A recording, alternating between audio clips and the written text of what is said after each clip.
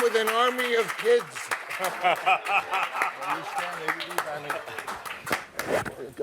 Roman, Yeah. you stay in Romy. I don't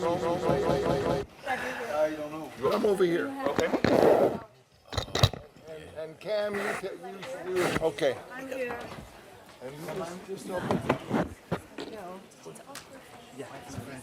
Just stay for a minute. There you go. It's always been hard for me, so I didn't damn for it. Okay. All right. Would you rather sit in a couple? All right. Is everybody here? Why don't we? Yeah, that's a good idea. Oh no, I'm too oiled up. I was here with an army of kids. Now they're abandoning me. When I came here for Apocalypse Now, I had Sophia on my shoulder. She was 5. All right, so let's start by a quick introduction of everybody here at the table. First of all, thanks for doing here. Thanks for being here with us today. We have at the end of the table Mihai Malemar Jr., the director of photography.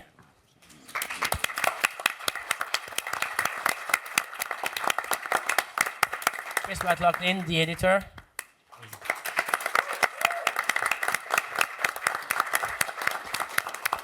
John Voight.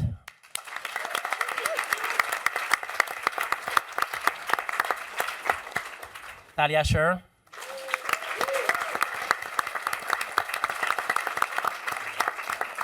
Giancarlo Esposito.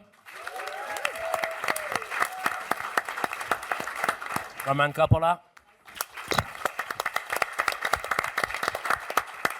We're going to jab the gentleman in the middle and come right here next to me, Lawrence Fishburne.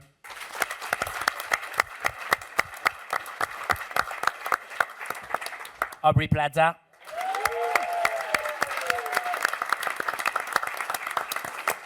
Nathalie Emmanuel.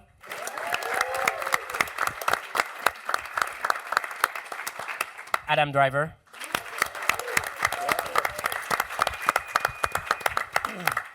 And Monsieur le réalisateur Francis Ford Coppola.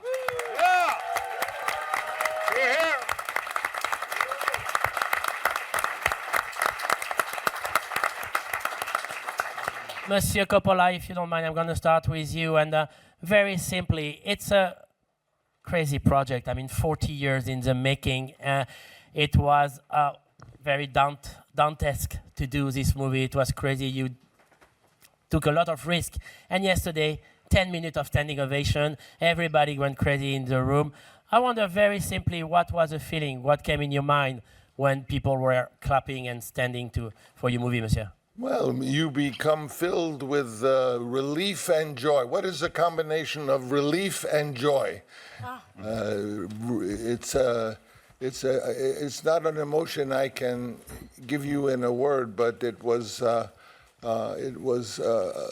crowning joy of my God, after all these years of having an idea and building it over different time and abandoning it and then saying, no, I shouldn't abandon it. But it was a beautiful feeling. Thank you for that. And in your speech, right at the end of this, you talked about hope, speranza, as you said. I wonder, it's a question for all the crew members here. If this feeling of hope was, you can felt it on set, or you can felt it in the making of it, you can feel this hope while you were making the movie. You know, it's funny, I left the movie, I watched the movie for the first time. I don't know if anyone else in the cast had seen it before or not. I had missed the screening. And I hearkened back to making the film and Francis speaking to me in our initial conversation about the history behind the film. And then I started to feel like, and he explained to me what my character represented, and that's the old guard, the old school, and I started to realize that's an old way of thinking. And as I walked myself through the movie in my dreams last night, after having not been able to get it out of my craw, I realized that the genius of what Francis does is allows me to be a channel and to channel what he's shared with me in terms of information. And you asked to specifically address your question, there was a feeling of hope, because I think in the way film is supposed to inspire us, It is also supposed intellectually and also emotionally. It is also supposed to take risks. So then we don't know what's going to happen. And so on set, I didn't know what was going to happen because every day Francis allowed us to be free, but then gave us a directive. And I went, where is he going? Is there hope in this for me and my character? I might not be the character that holds the hope. But toward the end of the movie last night, I came to tears because all of a sudden I got it. I'm not supposed to know everything. I'm not supposed to know all the answers, and neither is Francis. But he's open enough to allow his channel to figure it out with all of us. And isn't that the genius? When we don't understand something, there are parts of the movie I go, oh, I don't really quite understand that, but I'm still thinking about it. It's supposed to inspire us to a new way of thinking. And in the end, that inspiration is supposed to allow us to have hope for our world. And believe me, I do because of you. Whoa.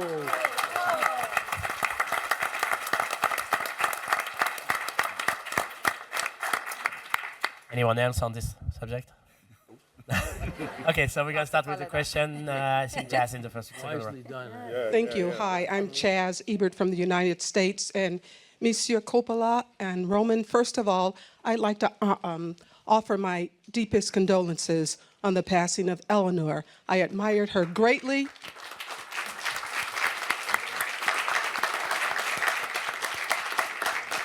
And she was admired by a lot of women. I just want you to know that. Thank you. My question for you is this. Your film had so many ideas about sociology, politics, medicine, science fiction, the future, physics. Who do you think in our society today has those kind of ideas? Who could build a megalopolis like that you envisioned, that Adam Driver envisioned in the movie? Do you see hope? I'm going to ask specifically about the United States. I hope that's okay. But do you see anyone with those kind of ideas and vision that you have in the movie? And that could be for anyone to answer. Thank you. Well, I'll venture one little thought, which is, of course, when years ago I said I want to do a Roman epic but set in modern America, a lot of people said, well, why? And I would say, well, because America was founded on the ideas of the Roman Republic. We didn't want a king. Rome didn't want a king, so they invented a new form of government called the Republic, with the Senate and with Roman law and with all of the things which we embrace. We even built our cities to look like Rome. If you remember the great building they tore down, it was based on the Caracalla. It was Penn Station, which they destroyed, which is insane. So my feeling was that that to do a Roman epic set in modern America, but I had no idea that the politics of today would make that so relevant, because what's happening in America, in our republic, in our democracy, is exactly how Rome lost their republic thousands of years ago. So it's a real, and you even see now in articles and in Saturday Night Live, the parallel between modern America and Rome. So our politics has taken us to the point where we might lose our republic. And so it's not people who have become politicians who are going to be the answer. I feel it's the artists of America, because artists, the role of the artist is to illuminate contemporary life, to shine light on it, to be the headlights.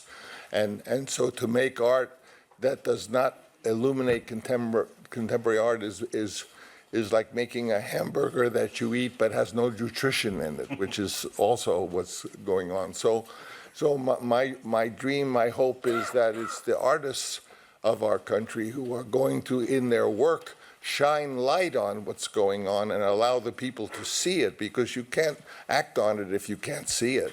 And I once asked Joseph Papp how he chose projects, and he said to me something I've never forgotten. He said, I choose projects that illuminate contemporary life. And that's what I think all artists should do. Bravo. Yes. We got a question right here. Hi, good morning. This is Marc Garriga from Catalonia Radio in Barcelona. Mr. Coppola, it's obvious that in your film there's hope, but how afraid you are about our future, and what do you scare you the most? Maybe that men like Donald Trump are in charge? Thank you. Well, men like Donald Trump are not at the moment at charge, but there is a trend happening in the world, and I don't want to monopolize this. Other people, anyone who has a, but you know, there is a trend happening towards the more neo-right, even fascist tradition, which is frightening because there are, you know, anyone who was alive during World War II saw the horrors that took place, and we don't want a repeat of that. So again, you know, I think it's the role of the artist of films to shine light on what's happening in the world. Maybe, John, you have different political opinions than you know. One of the things about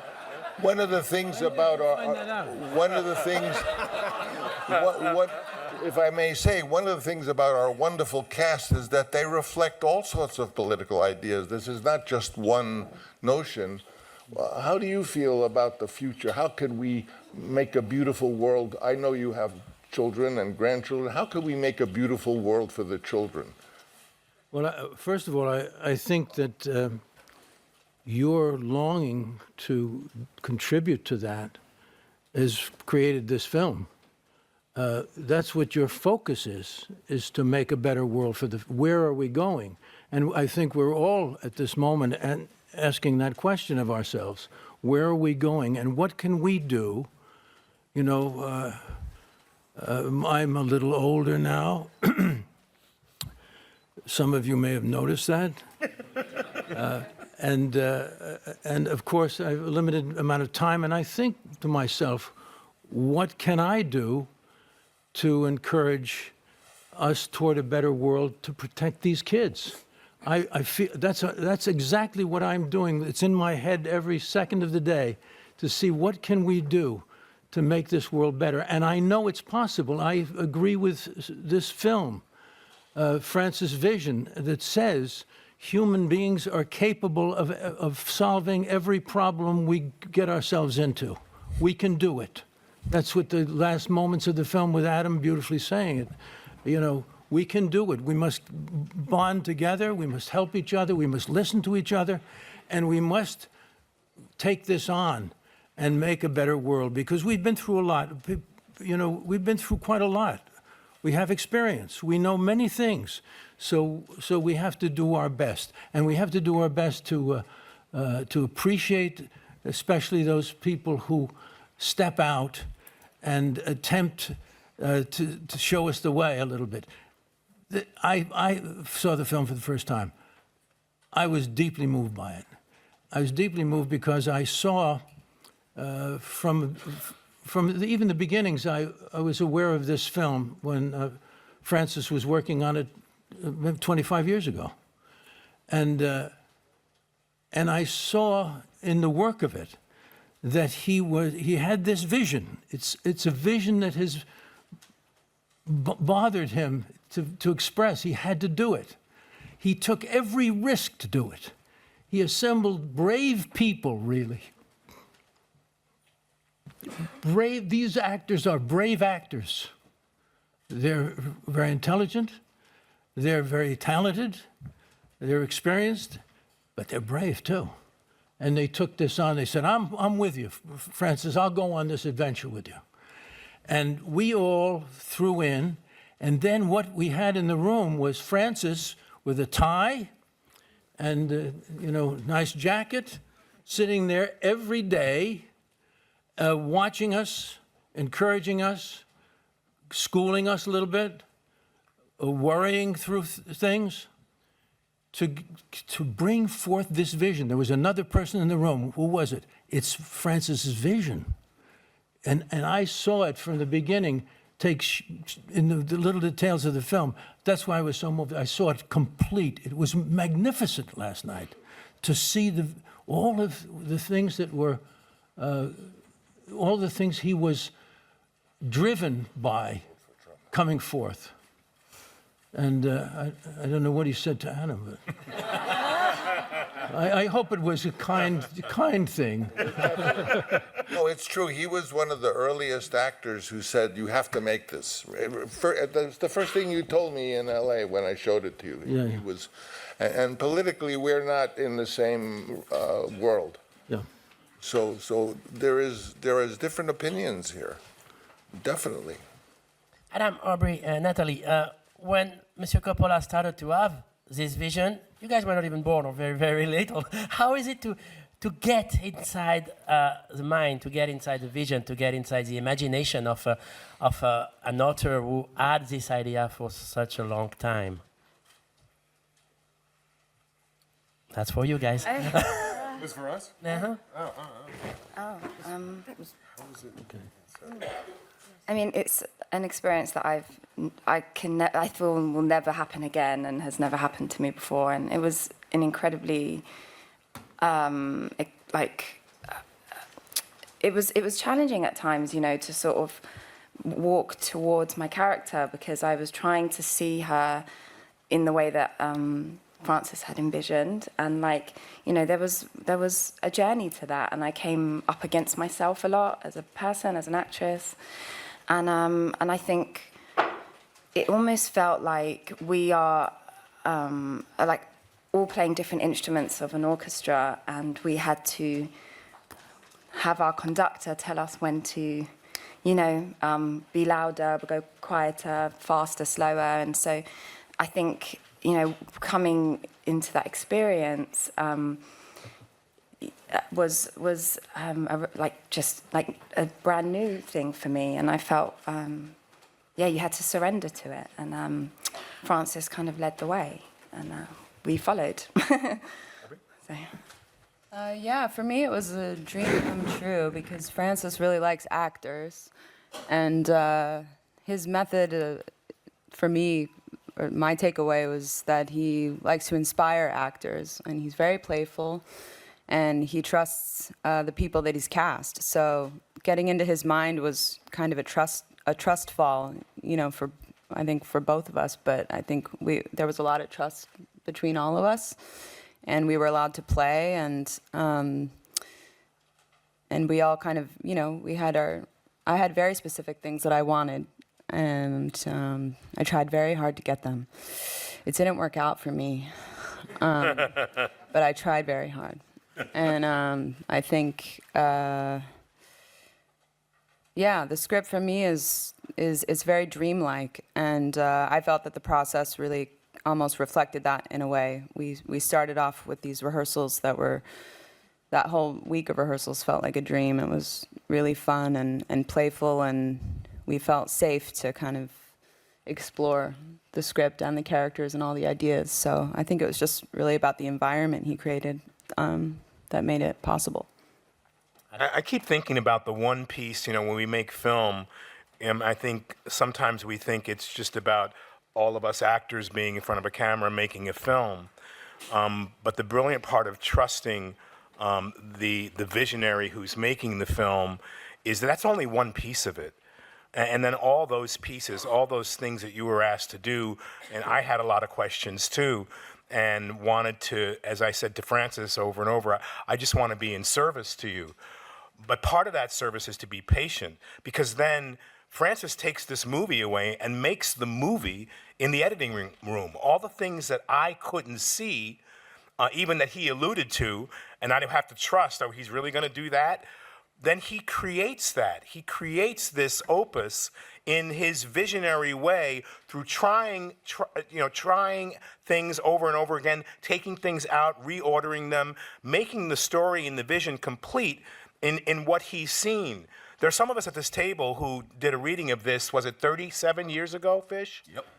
And I remember it. Because I was married then, and my ex-wife was with me,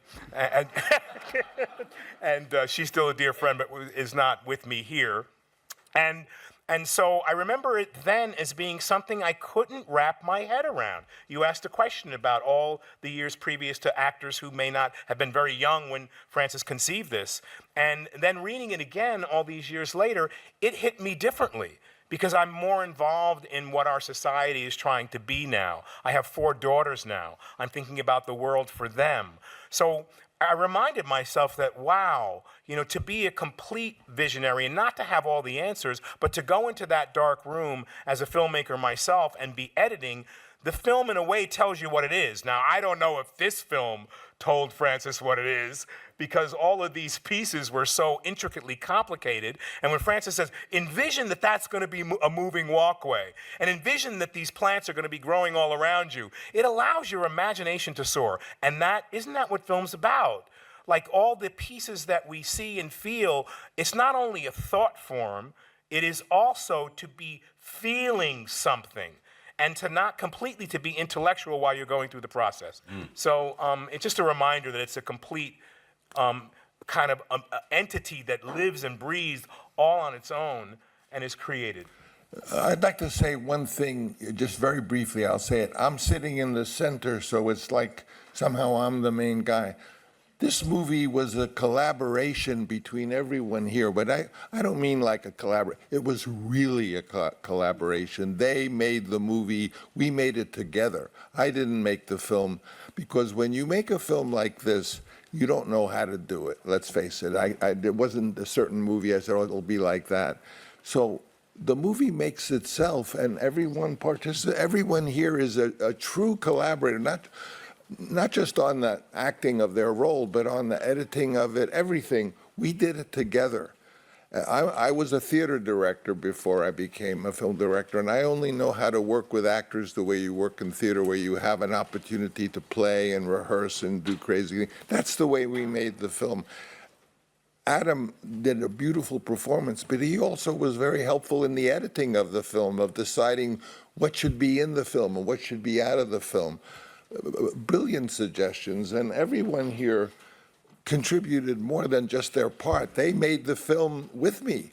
They are co-collaborators. They ought to say directed by everybody here, in truth. I know it sounds like a nice thing to say, but it's really true. These are my collaborators.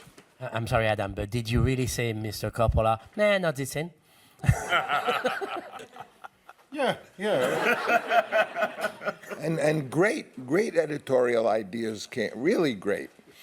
Were very helpful. Editor, is that true? Yes. It's so everyone here made this film together as one ensemble. I guess that's a good way of answering your question earlier about the difference of, I guess the assumption would be that you think of something for 40 years and then you go in and execute because you've been thinking about it for 40 years. But it's the total opposite of that, and it speaks to Francis's generosity. And I was going to say, make that point too, and also having a theater background, you have to be very generous and open to being wrong, and have to have. That's a very generous act, and that's what it was like on set. It felt like experimental theater, and that's what made it feel rebellious and exciting. And I think it's reflected in the film. I don't think that there'll be something that imaginative on that scale. Again, I do think it's a one-of-a-kind thing that will be dissected. I've seen it a lot of times, and last night. It really moved me, and I saw it in a different way than I had, before, and I think it'll just get richer and richer. Historically, if you ask what job in the movies has the greatest success in making directors, you might think editors, you might think screenwriters, but by far, in the entire history of cinema, actors make the best directors, because they understand the two really essential parts of movies is acting and writing. And acting is something it takes a lot of time to learn about. So all the great directors, even in the silent era, they used to be actors. And that's what I have. I had a team of, and by the way, everyone call me Francis. Don't call me Mr. Coppola. The kids call me Uncle Francie, but that first name basis is how we made the picture. Is no Mr. Coppola stuff. Theater, you always call the director by their first name. All right, so we got a question over there. Hi, question to Francis. Rodrigo Fonseca from Correio da Manhã, Brazil. Each film of yours has amazing soundtracks, and this is the case. I would like you to tell a few words about the music of the film Osvaldo Golijov. Is Osvaldo here? No. Well, unfortunately, we had such a wonderful show of cast. I mean, it's such. Normally in Cannes, 2 or 3 actors come, but everyone was part of it, and I'm so happy that they all came. But Osvaldo should be here. He is a wonderful composer. He's a classical composer, a very creative person, and he had a lot to do with not just the music, but the sound. If you notice, this is a movie about time in some ways, so there's a lot of rhythm in the musical score done by both Osvaldo and Cam and our editorial sound team.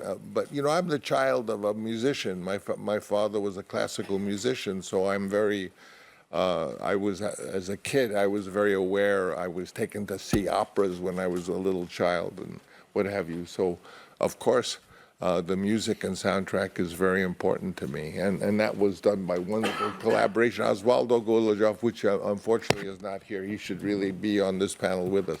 The funny thing is this panel should be the entire group who made the film, which should be a lot of people.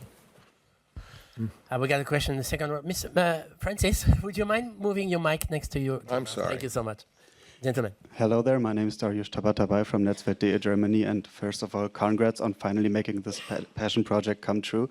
I think this is a great moment for every movie fan, and I would like to know, Francis, because you keep revisiting your body of work, having new edited versions of it, and also this project, you keep working on it since the 80s. I would like to know, is this a movie where you think in maybe a few years' time you might revisit it, or do you think this passion project should be untouched from now on?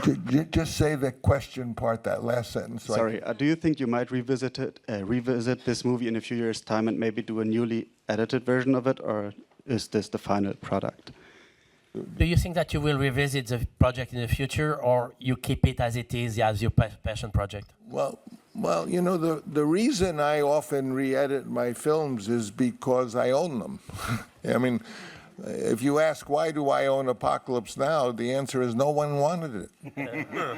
and so when you own a movie, you tend to think, oh, I understand it better.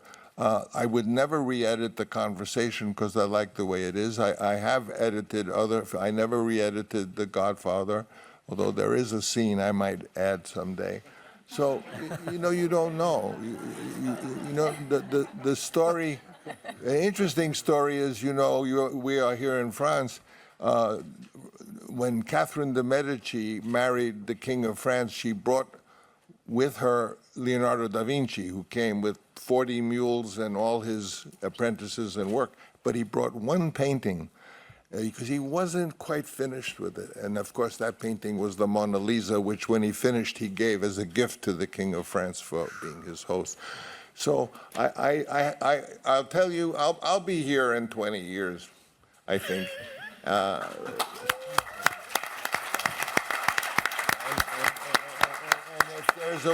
If there's a way I can make the film a little better, I will try.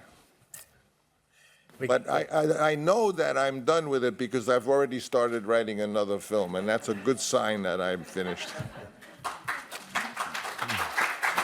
We get to the back of the room, the lady over there. Yes. Hi, I'm Maria from Spain. First of all, thank you for doing this because, it's a great experience to just go through any of your movies.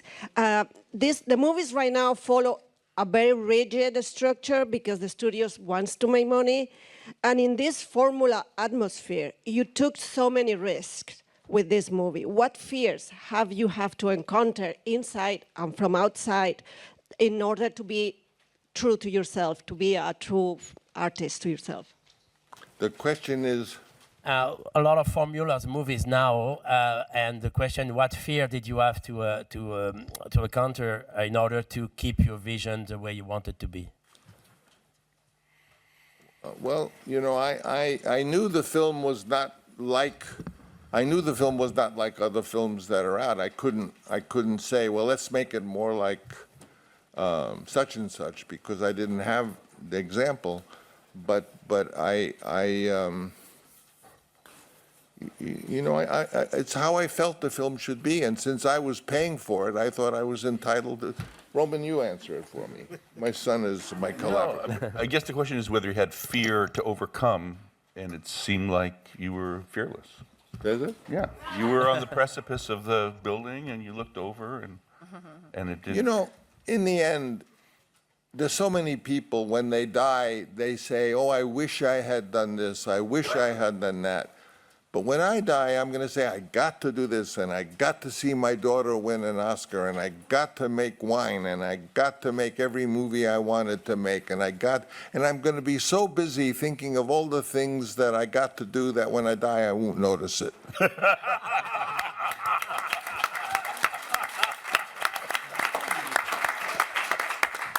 Okay, Matt. Hi, Matt Donnelly from Variety. This is for Francis. So you've made this incredibly ambitious $120 million movie.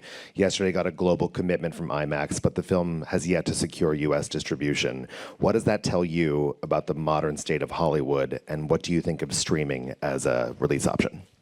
Well, you know, streaming is really what we used to call home video. I don't know why they call it streaming. It used to be DVDs, it used to be home video, now it's called streaming. You know, by the way, who invented streaming?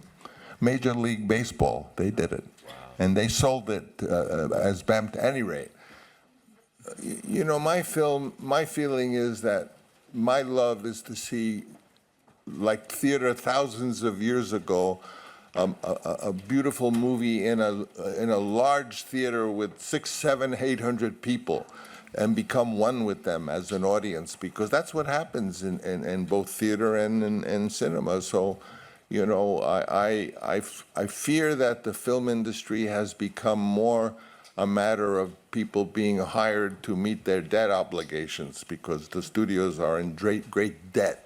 And the job is not so much to make good movies, the job is to make sure that they pay their debt obligations. And obviously, new companies like Amazon and Apple and Microsoft, they have plenty of money. So it might be that the studios that we knew for so long, some wonderful ones, are not to be here in the future anymore. I don't know.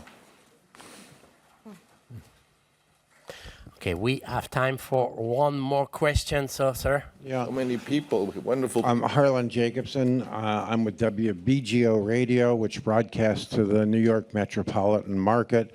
I know you know us, Giancarlo. You're a big fan of the station and the station of you. From Newark, New Jersey. And I want to follow up Matt's question a little bit on the money side of things with a sort of a two-part related question. One, since it's such a New York film, and you're kind of a New York guy, what was it that the Georgia Film Commission was able to do for you that New York couldn't in attracting you to film there? And then secondarily, as we stand here today, after the IMAX deal, et cetera, where are you at risk in your own personal fortune in investing in this project so far? Well, there's two questions. The first is, why didn't we make it in New York?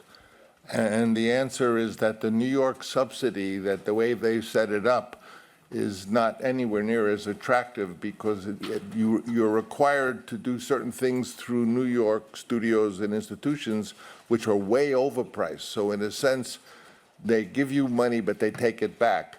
And no one compares to Georgia's subsidy, which is really generous, because they allow you to include the above-the-line cost, like the cost of the actors and the cost of the expensive things, which Georgia allows you to do.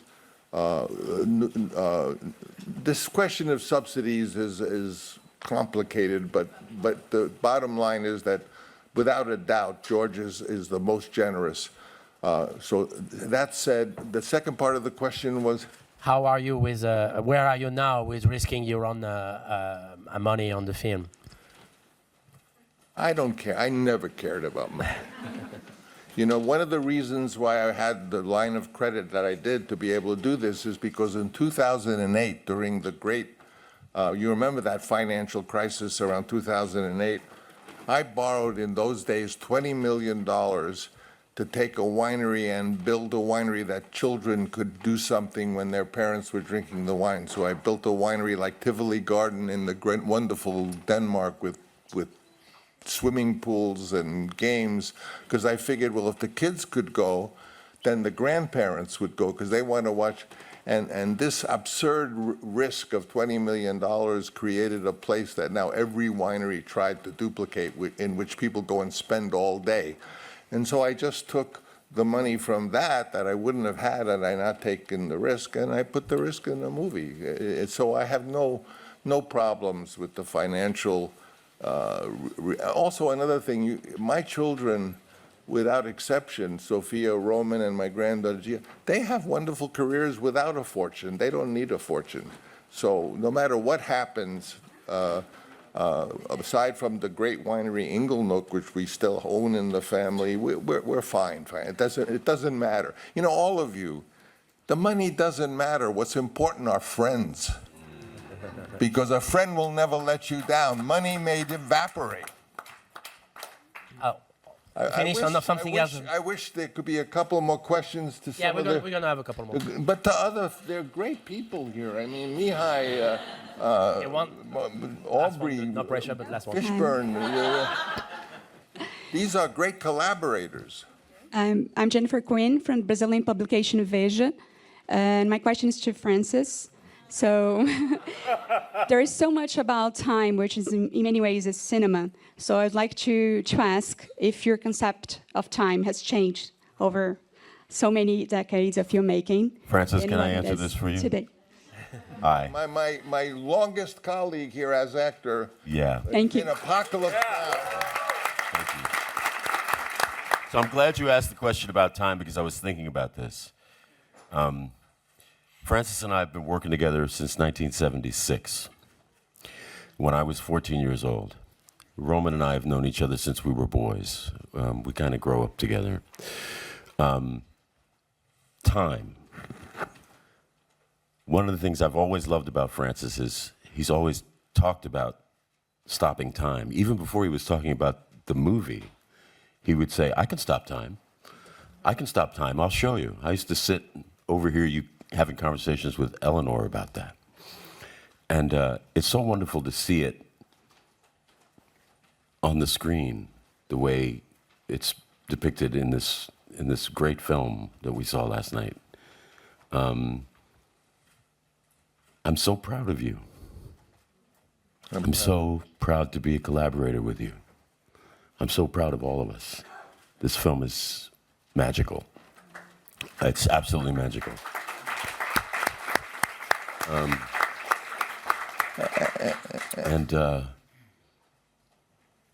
Time is really important, and it's important how we choose to use our time. And I think part of the message of the film is that we should really take the time to think about how much time we have left. Well, Here together. Natalie tells Adam, he says, you taught me all artists control time. Painters freeze it, dancers move in space with it. Goethe said, architecture is frozen music. So art is about controlling time. Well, Unfortunately, this is all the time we have. Mesdames et messieurs. Someone please ask my sister Talia. Where is Talia? Talia. So wonderful. So please ask her a question. She's known me even more longer than Larry. Yes. Can I just... Well, ask him more questions. Talia, I'm right here. What Lawrence just said about time. Did you see that in your brother all over the years? Did you see that in him, in his work, and in his life?